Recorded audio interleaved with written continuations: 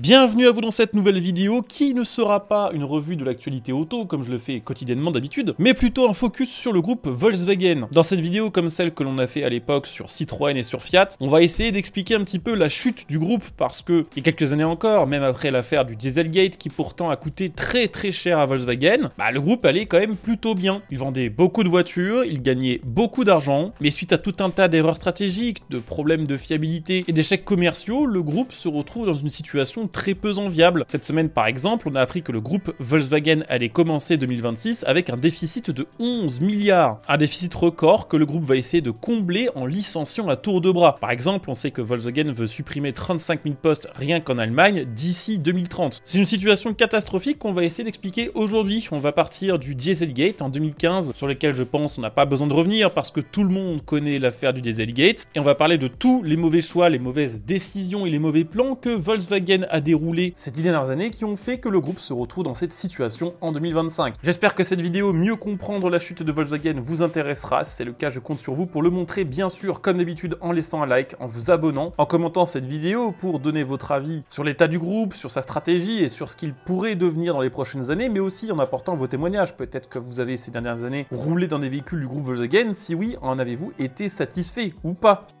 Je vous le disais, on va parler aujourd'hui des différentes grosses erreurs stratégiques de Volkswagen qui sont en train de lui coûter très cher. Et pour ça, on va faire un peu du marque par marque. Et on va commencer bien sûr par la marque Volkswagen. La marque Volkswagen a subi pas mal de mauvais choix, à commencer par une volonté de monter en gamme, une stratégie qui est assez peu productive et surtout assez peu compréhensible, sachant que le groupe possède également la marque Audi sur le secteur du premium. Elle crée donc plus de concurrence interne et une cannibalisation des ventes. Mais surtout avec une hausse des prix d'environ 6 000 € en moyenne entre ces modèles vendus en 2021 et ces modèles vendus en 2025, on peut facilement imaginer que vu le contexte économique actuel, une partie non négligeable de leurs clients ont remplacé ces dernières années leur ancienne Volkswagen par une voiture venant d'une autre marque ou d'un autre groupe. Je donne quelques exemples pour illustrer mes propos, mais une Volkswagen Polo valait neuve en 2021 en entrée de gamme 18 015 €. L'entrée de gamme de la Polo actuelle est à 21 990 €. C'est d'ailleurs l'entrée de gamme de Volkswagen, c'est une différence de presque 4 000 € sur un modèle censé se vendre en masse. C'est une grosse différence et c'est loin d'être la seule. Si on prend par exemple la Passat, dont l'ancienne génération neuve en berline se trouvait à partir de 35 000 €, il faut maintenant compter 43 000. En voulant chasser des marges plus élevées, Volkswagen a tout simplement abandonné la clientèle traditionnelle qui achetait des voitures compactes et fiables à prix raisonnable. Sur ce créneau sont plutôt maintenant Hyundai, Kia ou encore Toyota qui récupèrent ses clients avec des modèles électriques abordables. Volkswagen a également rencontré pas mal de difficultés sur la voiture électrique, alors que pourtant elle se voulait être une des pionnières du secteur pour faire oublier le Dieselgate. Sa gamme de voitures électriques ID est finalement arrivée assez tardivement et surtout elle est arrivée assez mal aboutie, avec des problèmes de charge lente, une autonomie en dessous de ce que proposait le marché à l'époque, ainsi que des gros bugs logiciels, tout un tas de problèmes qui ont nui à la réputation de leurs véhicules électriques et qui ont nui à leur vente. D'ailleurs, en parlant de ces problèmes de logiciels, sachez que la filiale Cariad, une filiale logicielle développée exprès par Volkswagen pour avoir ses propres logiciels de bord automobile, notamment pour sa gamme ID, a fait perdre environ 7,5 milliards de dollars à Volkswagen en 3 ans, en sachant que le logiciel était tellement mauvais que Volkswagen a dû investir quasiment 6 milliards de dollars dans la marque de voiture électrique Rivian pour pouvoir récupérer leur logiciel et l'utiliser pour leur prochaine voiture électrique. En plus de ça, Volkswagen a négligé le marché chinois. Ça, c'est quelque chose qui sera valable aussi bien pour Audi que pour Volkswagen que pour Porsche. Le marché chinois, qui autrefois était un marché extrêmement rentable pour le groupe Volkswagen et ses marques, est en train de progressivement tourner le dos au groupe. La raison est assez simple, Volkswagen a tout simplement sous-estimé la concurrence locale. Volkswagen a considéré que la réputation de ses marques lui permettrait de continuer à vendre pendant encore des années des véhicules en Chine. Pas de peau, les constructeurs chinois sont arrivés avec des voitures électriques bien plus performantes, bien moins chères, et d'ailleurs aussi des hybrides et des thermiques. La qualité des véhicules des marques locales a énormément augmenté, pendant que chez Volkswagen, c'était les prix qui augmentaient. Résultat, en quelques mois à peine, les clients ont fui le groupe Volkswagen, se sont tournés vers des marques comme BYD, Chery et Geely, et Volkswagen se retrouve avec un retard monstrueux sur le marché chinois qu'elle aura probablement beaucoup de mal à rattraper. Alors ça, c'est un problème commun à Volkswagen et Porsche, mais c'est absolument pas le seul concernant ces deux dernières marques. Effectivement, Audi et Porsche subissent à peu près les mêmes choix stratégiques réalisés par Volkswagen. Le groupe Volkswagen pensait que la transition vers la voiture électrique serait beaucoup plus rapide et elle avait prévu l'avenir de Audi et de Porsche en se reposant sur cette voiture électrique. Le problème, c'est que patatras, la voiture électrique n'a pas pris du tout aussi rapidement que prévu en Europe. Résultat, du côté de Audi, ce sont des milliards d'euros qui ont été investis pour produire et développer des voitures 100% électriques, avec la ligne e-tron qui a été un flop de A à Z, mais également avec la nouvelle génération d'Audi qui est en train de sortir, par exemple la A6, qui devait être un modèle exclusivement électrique. Le marché électrique étant beaucoup moins rapide que ce que Audi avait prévu, elle s'est finalement retrouvée à être obligée d'investir plusieurs milliards supplémentaires pour développer des nouvelles versions de la A6 équipées de moteurs thermiques. Audi a donc payé très cher pour produire des voitures électriques qui ne se vendent pas et a dû payer très cher pour adapter ces modèles pensés 100% électriques pour les faire devenir hybrides. Se rendant compte que l'objectif qu'elle s'était fixé de devenir une marque 100% électrique en 2026 était complètement irréalisable. C'est dans 2 mois, 2026. Pour rappel, la part de marché de voitures électriques de Audi, elle est 12,8%. On est loin des 100% quand même. Elle a dû repousser cette deadline, il n'y a plus vraiment d'objectif officiel. On sait que la marque compte maintenant continuer de vendre des voitures équipées de moteurs thermiques au-delà des années 2030. En plus de ça, Audi a fait une grosse erreur stratégique, celle de négliger son image de marque en supprimant plusieurs modèles iconiques de sa gamme, comme par exemple la Audi R8 ou la Audi TT, des voitures qui certes ne se vendaient pas beaucoup et ne participaient pas tant que ça aux bénéfices de la marque, mais qui avaient une grande importance pour l'image de Audi. Nombreux étaient les clients qui étaient attirés par les sportifs de Audi, qui se sont intéressés à la marque grâce à ces modèles-là et qui ont fini par acheter des modèles de chez Audi complètement différents.